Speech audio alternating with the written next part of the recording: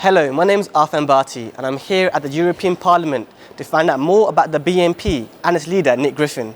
Nick, thanks for joining us. Nick, what fired you up in your teen years to do what you are doing now?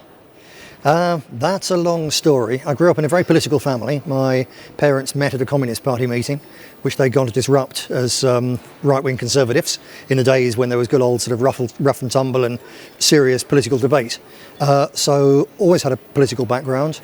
One of the first political memories I've got is of Enoch Powell's speech in 1968 talking about immigration. My parents saying, well, thank God someone's said something finally about it.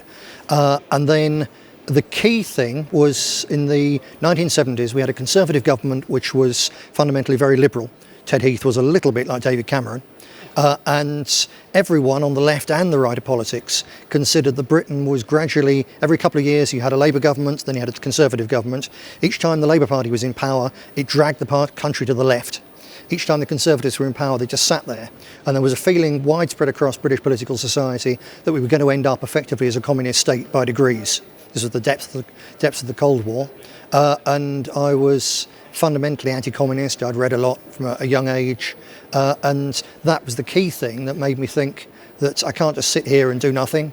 I should do something to try and make a difference. And, you know, a lot of people regard you as being extreme. I mean, why are you so against, for example, Islam? Islam has been quoted in many programs, and a lot of ethnic minority, especially Islamic, think you're against them. What would you say to people like that? I'm not against Islam per se. I think that the West should leave the countries of the Muslim world alone and not try and convert them into pseudo-Western democracies or just go in and take their resources. But I believe that there's a fundamental clash between the values of Islam and the values of West on things such as freedom of speech. Can the law be made by man, or is it all in the Quran? That's a fundamental clash. A fundamental clash on things such as the rights of women. Are women worth half a man in a court, or are they equal? And I think that this forcing two very, very different ways of running the world together in a very small, overcrowded island is a recipe for disaster.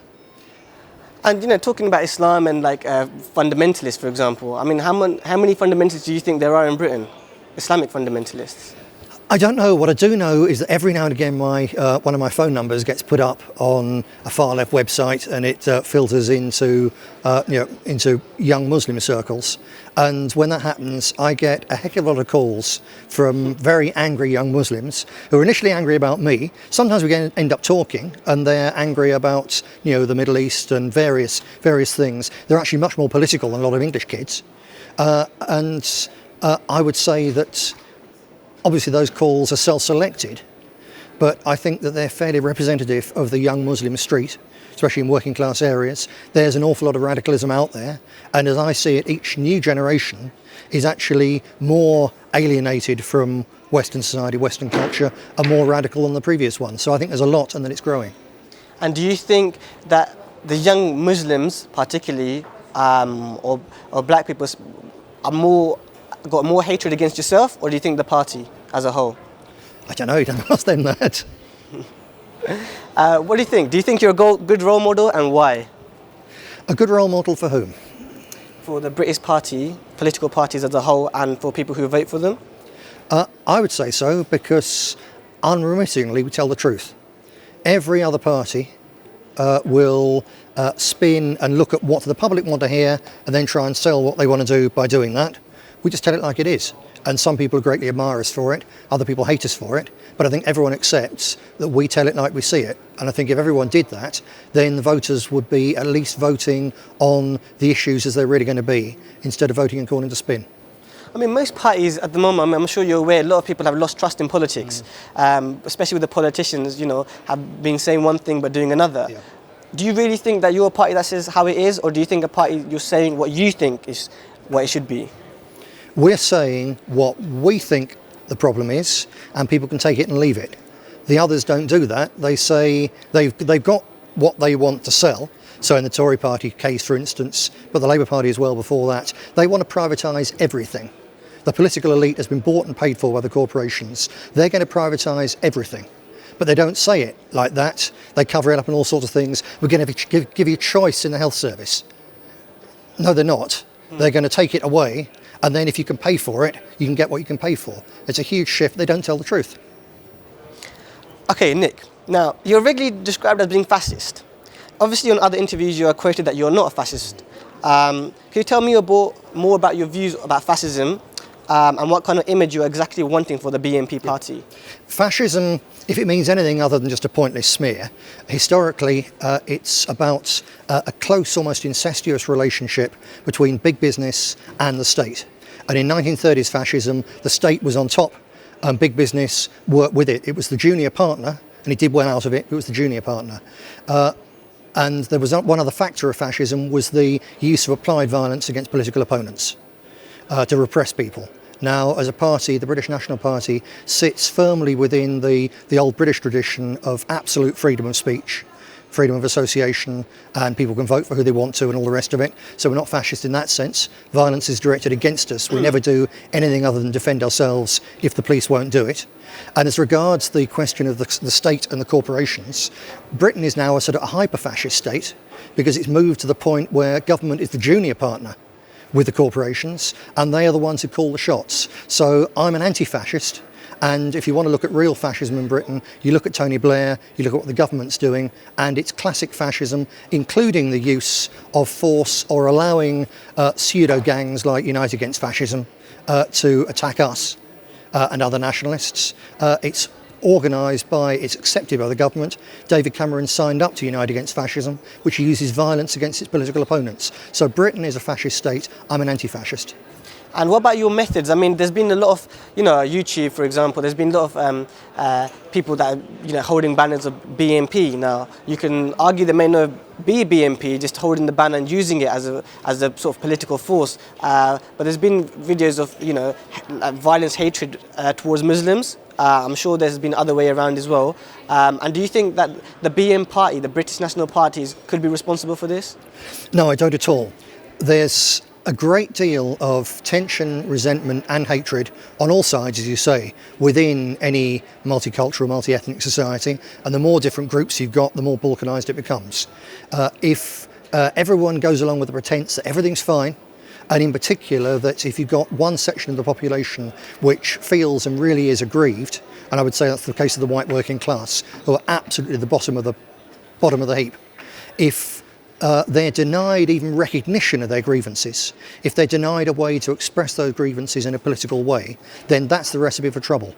And if anything, the British National Party is a safety valve, and if we weren't there, you may not like what we say and what our voters say, but if we weren't there giving people a chance to express their concerns through the ballot box, they're more likely to go out and do it in some stupid, vicious, harmful, negative way. So I think it's a good thing that we're there to let people express their concerns legitimately.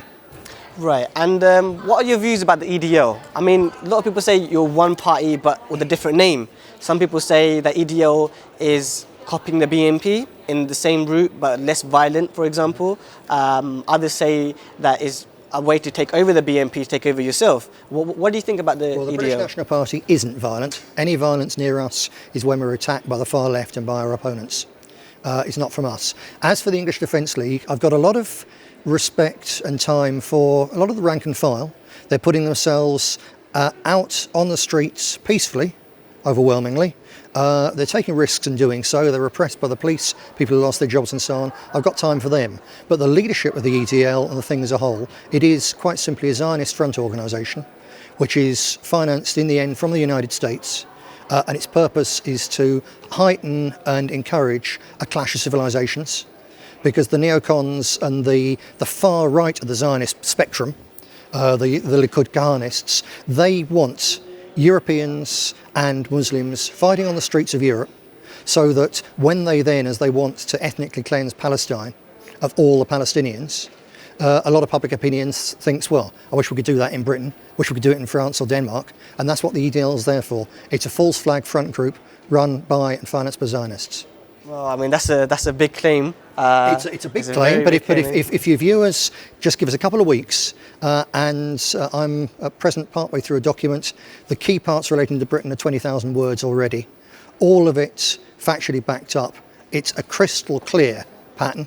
You can look in Haaretz, the fairly left-wing Israeli paper, and they talk about it. There's pointers there as well. But I've pull this together. It's a very clear picture.